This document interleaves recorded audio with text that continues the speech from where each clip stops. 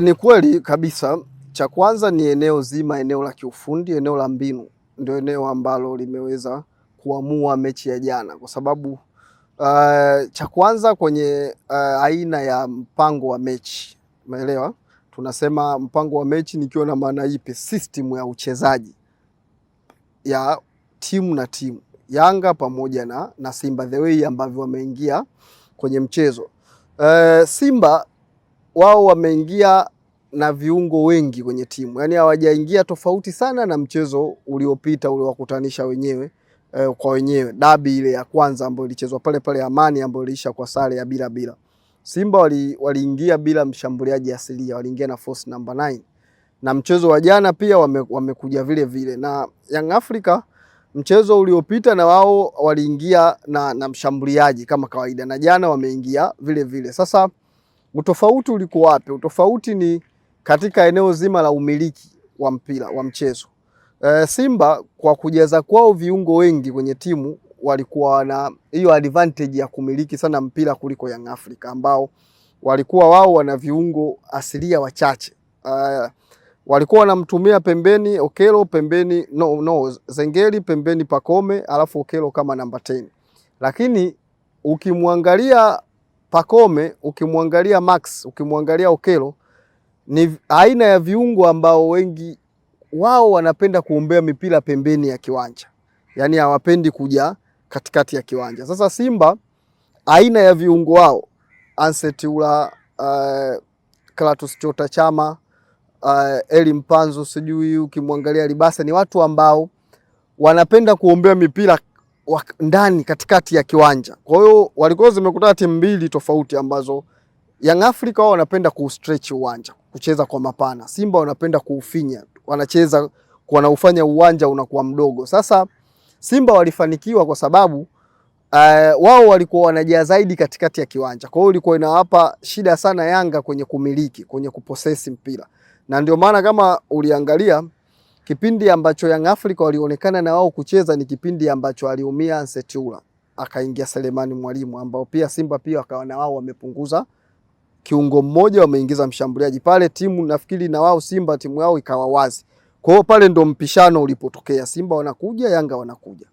Sasa sehemu ambayo mwalimu Pedro wa Young Africa alipofeli na mwalimu Steve Barker alipofaulu ni baada ya kuanza kufanya substitution za timu zao, kwa sababu substitution za Young Africa zilionekana kufeli, alafu za Simba zilionekana kufanya kazi, kwa sababu Simba katika watu walioingia Selemani Mwalimu aliingia, pamoja na Mligo pia aliingia, ambaye ndio watu ambao mmoja kafunga, mmoja kupitia yeye ndio ikatengenezeka hiyo nafasi ambao pia walipata hiyo penalti, kwa sababu ulipigwa pasi ndefu ya kuchopu na Libase. Mligo yeye akataka kushuti, pila ukaondoka, akakosa, kamrudia Chama, ndio inatokea mkwaju wa penalti. Kwa hiyo katika eneo hilo la kiufundi ni eneo ambalo mwalimu Beka aliweza kumuini mwalimu Pedro kwa yeye kwenye sabu zao walizofanya, ila mpango wa kwanza wa mechi unafikiri ulikuwa 50-50,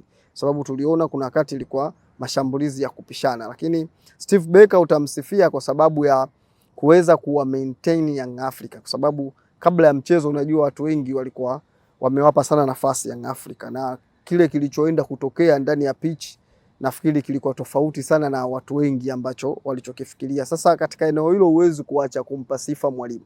Ya unaona kabisa mwalimu Steve Barker amechanga karata zake vizuri kwenye kuipanga timu yake kwenye first half na second half pia amerudi vizuri, na hata substitution ambazo alizofanya za Steve Barker zilienda kutatua matatizo na kuleta solution jawapo, lakini substitution za Pedro zilienda kuongeza matatizo, yani hazikwenda kutatua matatizo. Kwa hiyo kama aliona matatizo, sasa sabu alizofanya baada ya zikatatua matatizo zikaenda kuongeza matatizo, kwa sababu Azizi ni mtu ambaye unajua mchezaji mzito sana, piga pasi anapiga sana back pass.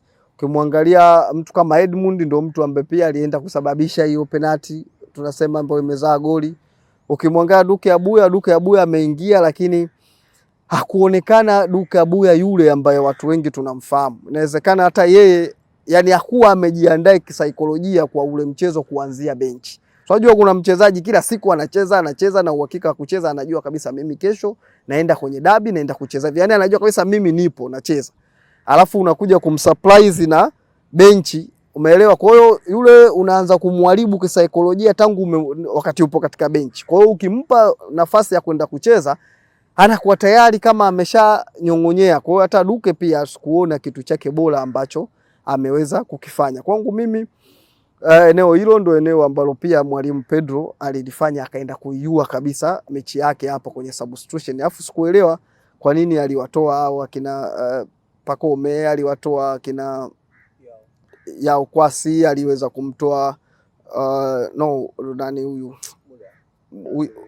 Mudathiri, Alan Okello.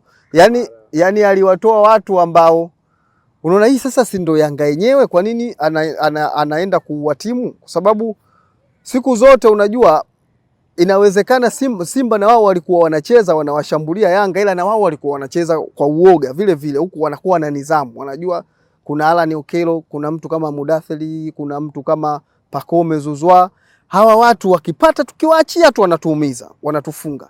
Sasa unavyowatoa wale alafu unawaingiza watu kama akina Azizi Ndambwile, unawaingiza akina Edmund John, unawafanya hata Simba nao wana feel comfortable, mabeki wao wana relax tena, kina Rushain, umeelewa, kina mtu kama Tule, wanajua sisi tayari hapa nyuma kuna aueni ambao tumepewa. Ndio maana uliona ile mwishoni mafuriko yakawa yanakuja, kwa sababu hata Simba waliona kabisa kwamba tukisema hii mechi tusiwaforce hawa tuwafunge tuende penalti, hawa Yanga wana kipa mzuri wa penalti ambaye ni Diala, wanaweza wakatufunga. Hem, sisi tuforce hapa dakika 90 tuwafunge, kwa sababu kocha wao tayari timu yake ameshaiharibu, tuwafunge.